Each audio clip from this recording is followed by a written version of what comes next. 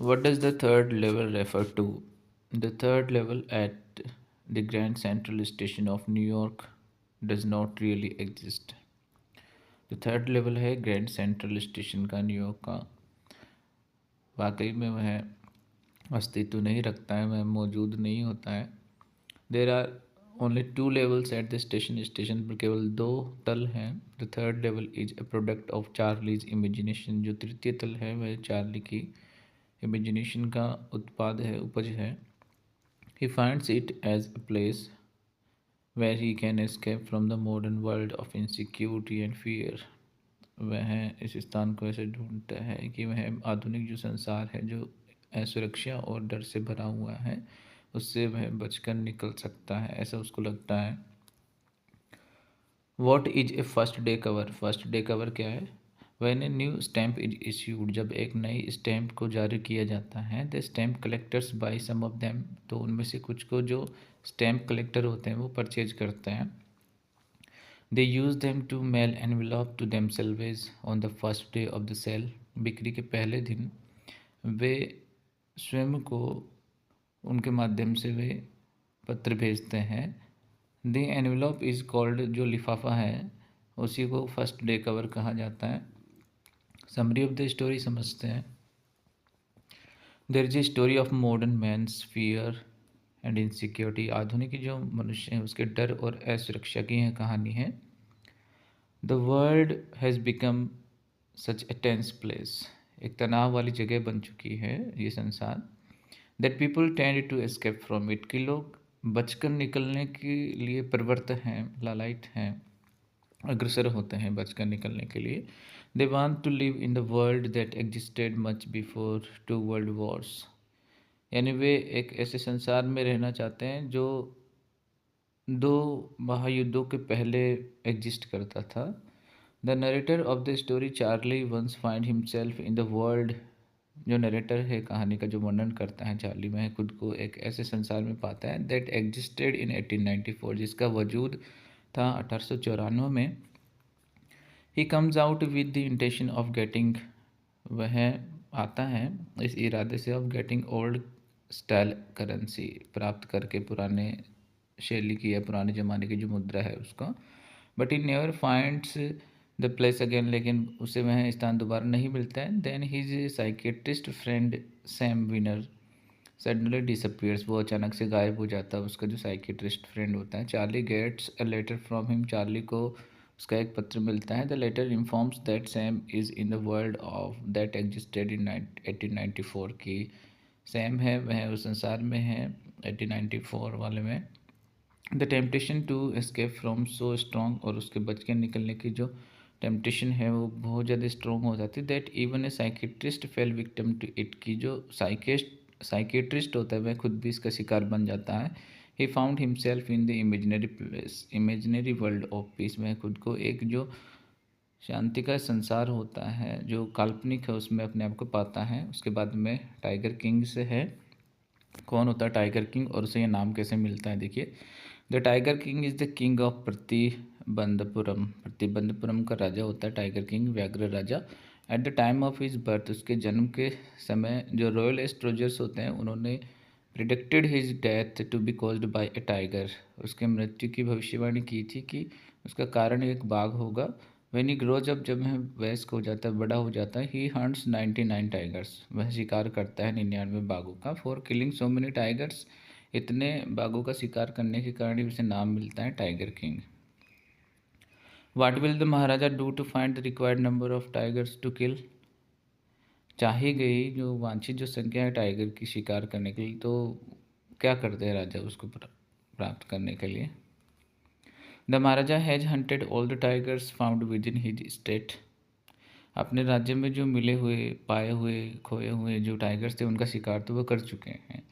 Now he will find out which state has a large number of tiger, अब उन्हें ये ढूंढना था कि कौन से स्टेट में टाइगर की संख्या ज़्यादा है। Then he will marry the princess of that state, वह उस राज्य की प्रिंसेस से फिर शादी करेंगे जिसमें टाइगर की संख्या ज़्यादा हो। He will get a chance to hunt the tigers of that state too, और फिर जब शादी हो जाएगी तो जब वह वहाँ जाएंगे तो उन्हें टाइगर का हंट करने का चांस मिल जाएगा। 10 सालों के अंदर उन्होंने 70 बाघों को शिकार कर लिया था। How has the crown Prince brought up, पालन पोषण कैसे हुआ? फ्रेजल वर्ब है ब्रिंग अप, ब्रोट अप यहाँ पे फॉर्म लिखी गई है, third form. The crown Prince was brought up by an English Naini, English Naini ने उन्हें पाल पोस को बड़ा किया। अंग्रेजी गाय का वो दूध पीते थे और ट्यूशन भी वो एक ही अंग्रेज से लेते थे और इंग्लिश फिल्म वो देखा करते। Narrate the ultimate and of the tiger king, अंत कैसे हुआ देखते हैं। One day the tiger king was playing with his son, जब उसके बेटे का जन्मदिवस होता है तो वो एक वुडन टाइगर वो परचेज करके लेके आते हैं, तो उससे वो खेल रहे होते हैं। It surface had rough thin pieces of would, और इसकी जो सतह होती है वो खुरदरी होती है, लकड़ी की पतली पतली फांस वहाँ से निकली होती है, और ऐसी ही जो एक फांस होती है वो उनके राइट हैंड में पियर्स हो जाती है, चुभ जाती है, और उसे घाव होता है, और घाव होने के कारण ऑपरेशन करना पड़ता है, और फिर उनकी डेथ हो जाती है अंत में।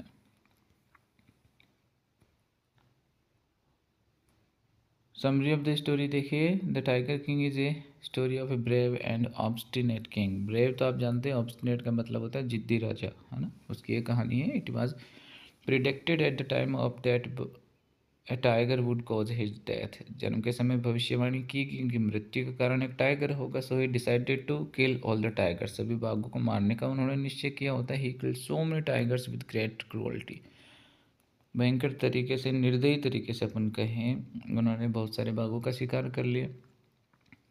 हिज भीम, उनकी जो सनक होती हैं वो कई मासूम जानवरों को पर लोग पहुंचा देती है, यानी उनका जीवन छीन लेती है। But what is to be must happen at any cost, लेकिन जो होना है वो हर कीमत पे होता है, और ऐसा ही हुआ। After killing so many tigers small wooden tiger caused him death, इतने बाघ मारने के बाद भी एक छोटे से लकड़ी के बाघ ने उनकी मृत्यु कर दी, मौत के घाट उतार दिया।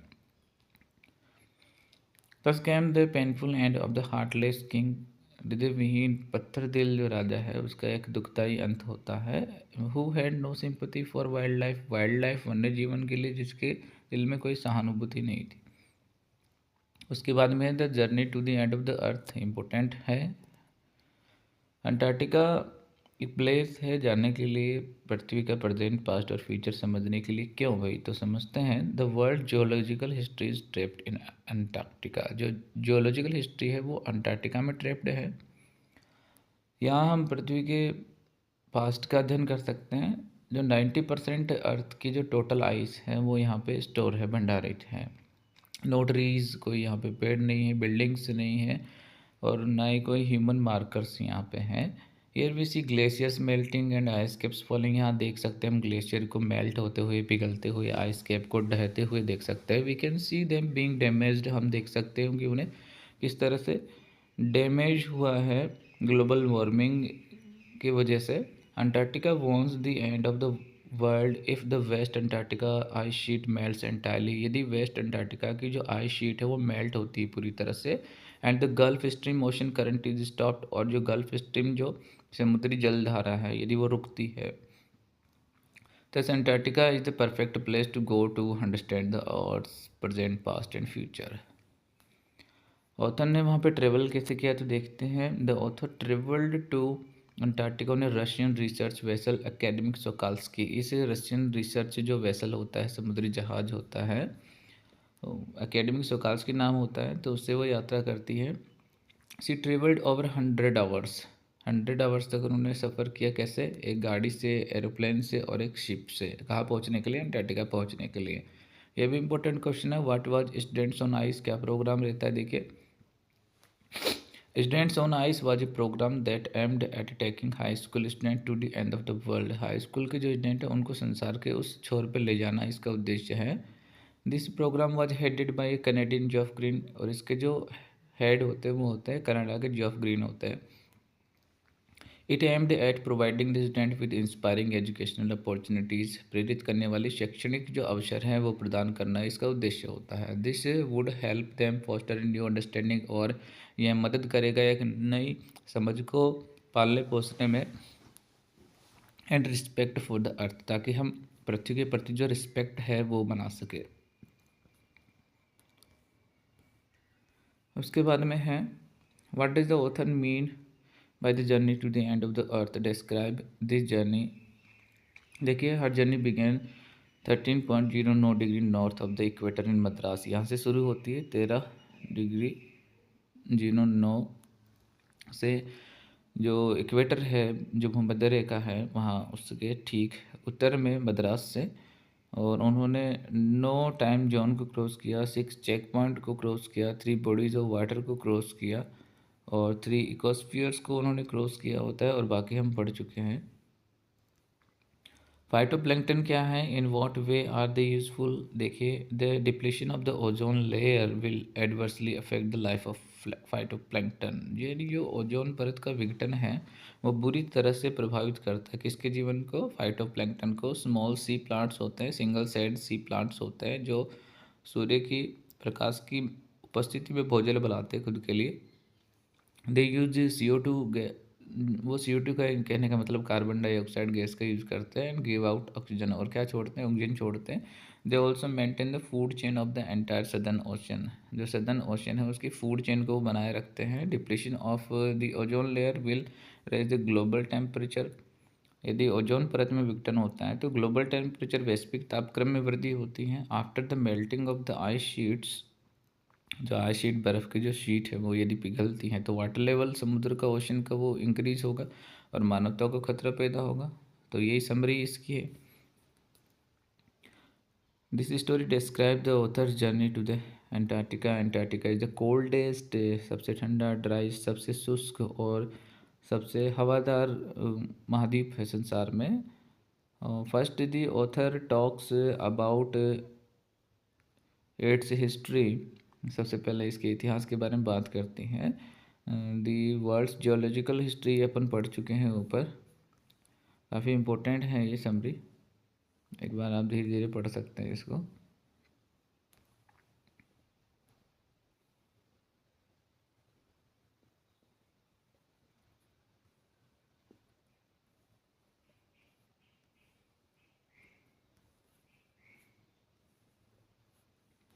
उसके बाद में दी एनिमी से हैं।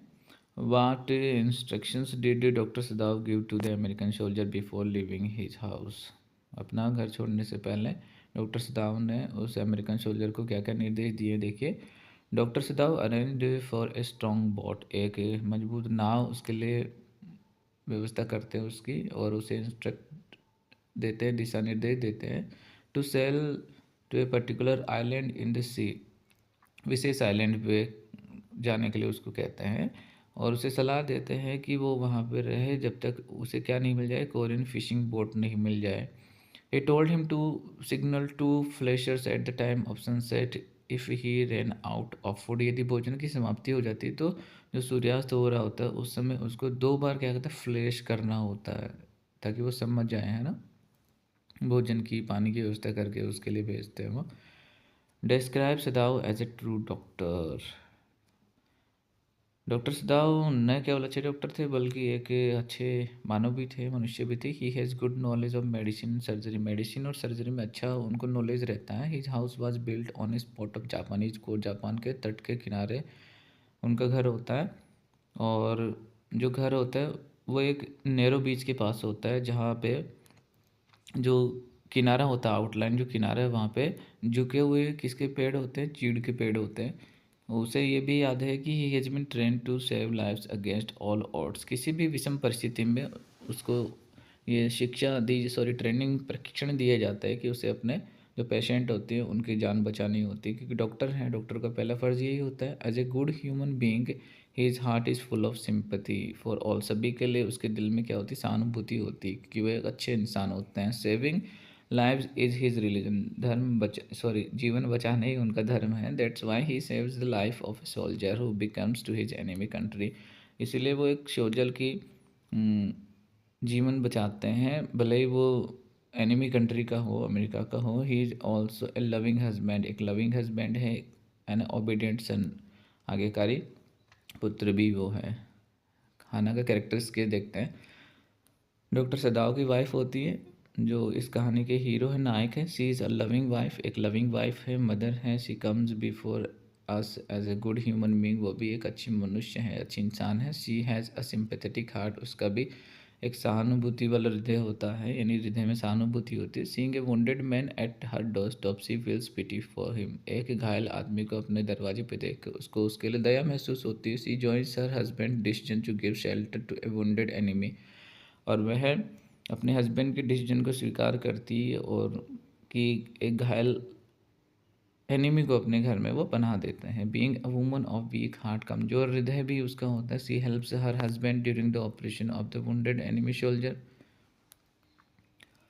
शी हेल्प्स, कमज़ोर हृदय होने के बाद में भी वह अपने हस्बैंड के ऑपरेशन के दौरान जब वो घायल शत्रु सैनिक की ऑपरेशन कर रहे होते तो उसकी सहायता करती है। तो हाना काबिल तारीफ़ है। और जब यूमी होती है, उनकी जो मेड सर्वेंट होती है, वो साफ़ सफाई करने से मना कर देती हैं, घाव वगैरह साफ़ करने से मना करती है, तो वो सारा अरेंजमेंट खुद ही करती है वो। What is the message of the story? क्या मैसेज है? देखिए, मैसेज ये है कि ह्यूमन लव एंड ब्रदरहुड, इसका हमें संदेश मिलता है। मानव प्रेम का और भाईचारे का संदेश मिलता है। It teaches us to rise above narrow feelings of nationality. हमें जो संकीर्ण जो भावनाएं होती हैं उससे अपने को ऊपर उठना चाहिए। Consider the whole world as our family, और संपूर्ण संसार को हमें अपना परिवार मानना चाहिए। वही वसुदेव वसुदेव कुटुम्बकम की भावना समझ में आती है यहाँ से। We see that basic human goodness overpowers all other factors, यानी जो साधारण जो आधारभूत जो मानव की जो गुडनेस है वो over powers all other factor, वो दूसरे फैक्टर है उनको क्या करती है, ओवर पावर करती है। We learn to listen to our conscience, हमें अपनी चेतना की, अपनी आत्मा की सुननी चाहिए। दैट इज बेसिकली गुड, जो कि बेसिकली गुड रहती है। We learn to develop human feelings in us, हमें हमारे अंदर जो ह्यूमन फीलिंग्स हैं उनको विकसित करना चाहिए, सीखना चाहिए। Put them above everything else in practical life, और उनको प्रैक्टिकल लाइफ में हमें हर एक चीज़ से ऊपर रखना चाहिए। कि इनको जो ह्यूमन फीलिंग्स होती है, वो समरी है। समरी में हम काफ़ी कुछ पढ़ चुके हैं अभी ऊपर की ओर, कि डॉक्टर सदाव कौन होते हैं, हाना कौन होती है, उनका ड्यूटी क्या होता है, उनका कर्तव्य क्या होता है। क्योंकि वो एक कश्मकश वाली स्थिति में फंस जाते हैं कि वो देशभक्त होने के नाते क्या करें और एक डॉक्टर होने के नाते क्या करें। अंत में वो डिसाइड करते हैं कि एक डॉक्टर होने के नाते उन्हें अपने पेशेंट का जीवन बचाना चाहिए, भले ही वो किसी शत्रु देश का हो। टॉम नाम होता है उसका। ये समरी है। On the face of it से है who is mister Lamb, mister Lamb कौन है और डेयरी उनके गार्डन में कैसे आता है। देखिए, मिस्टर लैम एक ओल्ड मैन है और he lives alone in a big house in his own garden, अपने खुद के बगीचे में एक बड़े घर में रहते हैं। Derry gets into his garden by climbing over a wall, तो दीवार कूद चढ़कर, दीवार फांद करके एक लड़का आ जाता है जिसका नाम डेरी होता है। Derry likes the place, Derry को वो जगह अच्छी लगती है। Thinks that there is nobody inside it, उसे लगता है वहाँ कोई नहीं होता, इसलिए वह वहाँ पे आ जाता है। कैरेक्टर स्केच की बात करें लैम्प की, तो देखो हीरो हैं इस प्ले के। In spite of being physically impaired होने के बावजूद भी he does not consider himself inferior to anybody, वह अपने आप को इन्फीरियर नहीं मानते हैं। उनकी जो एक टांग है वो टिन की है। But he leads in normal life, एक साधारण वो जीवन जीते हैं। He defeats his loneliness by keeping himself busy, खुद को व्यस्त रख के वह अपने अकेलेपन को क्या करते हैं, मात देते हैं, हरा देते हैं उसको। लवर ऑफ नेचर उनको कहा गया है, अपने बगीचे को प्यार करते। ही लव्स बर्ड्स एंड बीज, जो बर्ड्स हैं, बीज हैं, उनको वो पसंद करते हैं। His life is an inspiration to other physically impaired person, उनका जीवन एक प्रेरणा है जो दूसरे फिजिकली रूप से इम्पेयर्ड पर्सन है उनके लिए। पॉजिटिव एटीट्यूड वो रखते हैं जीवन के प्रति, सेल्फ कॉन्फिडेंट पर्सन है, एक सेंसिबल मैन भी वो हैं। What is the message of the play, क्या होता है मैसेज इस प्ले का, देखते हैं। The play gives the message that due respect should be given to the physically impaired person, कि हमें रिस्पेक्ट देनी चाहिए और जो फिजिकली इम्पेयर्ड पर्सन होते हैं। We should treat them as a normal person, साधारण इंसानों की तरह उनसे व्यवहार करना चाहिए, पेश आना चाहिए, उनकी हेल्प करनी चाहिए ताकि वो अपना सेल्फ रिस्पेक्ट बनाए रख सकें। The physically impaired person should also not foster an inferiority complex, और वो चाहते हैं कि जो फिजिकली इम्पेयर्ड पर्सनस है वो अपने आप में इन्फीरियरिटी कॉम्प्लेक्स हीन भावनाओं को विकसित न होने दे, पल्ले नहीं दे उसको। They should think of themselves as a normal members of society, उन्हें खुद को सोसाइटी का एक नॉर्मल मेंबर समझना चाहिए। What is the state of Derry's mind due to his burnt face. जले हुए चेहरे के कारण उसकी मानसिक स्थिति क्या होती है डेरी की। तो देखिए, Derry suffers from an infinity complex due to burnt face. अपने जले हुए चेहरे के कारण डेरी में एक हीन भावना वाला कॉम्प्लेक्स होता है। He thinks people are afraid of him. उसे लगता है कि लोग उससे अफ्रेड होते हैं, डरते हैं उससे। He thinks that nobody likes his company और लव्स हिम। उसे लगता है कि कोई भी उसका साथ पसंद नहीं करता, कोई भी उसको प्यार नहीं करता है। समरी क्या है देखें। This is a play that describes the bond of friendship between an old man and teenaged boy. एक बॉन्ड को यहाँ पे डिस्क्राइब करता है ये प्ले, और उसमें कि एक फ्रेंडशिप डेवलप होती है किसके बीच में, ओल्ड मैन होता है और एक टीनेज्ड बॉय होता है। A boy Derry enters mister Lamb's garden. जैसा कि हम पढ़ चुके हैं कि एक लड़का डेरी होता है, वो मिस्टर लैम के बगीचे में आता है। Mister Lamb expresses pleasures to see him. और मिस्टर लैम होते हैं वो उसको देखकर खुशी जाहिर करते हैं। Derry has a burned face. Derry का चेहरा जला हुआ है। Therefore he avoids company. वह लोगों के साथ से बचता है। But mister Lamb encourages him. लेकिन मिस्टर लैम उसको प्रोत्साहित करते हैं वो जीवन से प्यार करें, लोगों को पसंद करें। He himself has a tin leg. उसके खुद की भी टांग होती है, वो टिन की होती है। वो उसे आश्वस्त करते हैं डेरी को that he enjoy people's company. उसे लोगों का साथ पसंद करना चाहिए, आनंद लेना चाहिए उसमें। Dairy loves his company. Dairy को उसका साथ पसंद आता है। He goes back home. घर वापस जाता है एंड एक्सप्रेसेस हिज विश। और जाहिर करता है अपनी इच्छा को to give company to mister Lamb की वह जाए और किसके साथ हो, मिस्टर लैम के साथ हो। His mother disagrees. अब माँ मना कर देती है, एतराज़ करती हूँ। But he still comes back to mister Lamb's garden. लेकिन फिर भी वो मिस्टर लैम के बगीचे में वापस आता है। There he sees. वहाँ वो देखता है mister Lamb fallen on the ground in his attempt to get apples from trees. यानी पेड़ों से फल प्राप्त करने की कोशिश में श्रीमान जो लैम्ब होते हैं उनकी जो लेडर होती है वो फिसल जाती है और वो नीचे गिरे होते हैं। He start sweeping. वह रोना शुरू कर देता है। We are move to see his attachment. हम उसका जो अटैचमेंट है, लगाव है, आसक्ति देखकर हम भी काफ़ी ज़्यादा मूव्ड हो जाते हैं, मूव हो जाते हैं। We gave him an inspiration to love life. Who gave him यानी श्रीमान जो लैम है वह उसको एक इंस्पिरेशन देते हैं ताकि वह खुद को क्या करे, पसंद करे। उसके बाद में है we too are human beings है। द मेमोरीज ऑफ चाइल्डहुड से है। देखिए, what terrible warning did Judewin give Zitkala-Sa. How did it disturb her. कौन सी खतरनाक जो वार्निंग होती है जुडविन देती है जितकलासा को, और मैं उसे कैसे परेशान कर देती है। देखिए, Judewin told Zitkala-Sa that she had heard a woman talking about cutting her long heavy hair. Judewin ने बताया कि एक महिला है जो बात कर रही है उसके लंबे घने बालों को काटने की। तो ये विचार उसको काफ़ी ज़्यादा उद्वेलित कर देता है, परेशान कर देता है। वॉट सीम्ड वेरी फनी बामा while returning home one day. कौन सा उसको फ़नी लगता है जब बामा घर आ रही होती है एक दिन। तो देखिए, while returning home one day, एक दिन जब वह घर आ रही थी, बामा ने देखा कि एक एल्डरली पर्सन होता है कैरिंग ए फूड पैकेट। उसने एक फूड पैकेट लिया हुआ बाय इट्स स्ट्रिंग। इसकी डोरी को पकड़ करके वो ले जा रहा है उस फूड को, वो फूड पैकेट को। He was keeping the packet away from he. उसने अपने आप से उस पैकेट को दूर किया हुआ होता है। This way of folding. इस तरह से उसने जो पैकेट पकड़ा था उसको देखकर काफ़ी ज़्यादा उसको फ़नी लगता है। वॉट मेड बामा एंग्री। बामा को गुस्सा क्यों आया। और हाउ डिड बामा फील अबाउट नोइंग अनटचेबिलिटी। जब उसे अस्पृश्यता के बारे में पता लगता है तो कैसा उसको फील होता है। Bama's brother told her about the social evil of untouchability. जो सामाजिक बुराई है अस्पृश्यता सॉरी, बामा का भाई उसको बताता है कि एक सामाजिक बुराई है अस्पृश्यता। She became angry to know it. जानकर उसको बड़ा गुस्सा आता है। She felt that so called upper caste people deprive the lower caste people of their human right की। जो अपर कास्ट पीपल होते हैं वो लोअर कास्ट पीपल की जो ह्यूमन राइट है उनको क्या करते हैं, डिप्राइव कर देते हैं।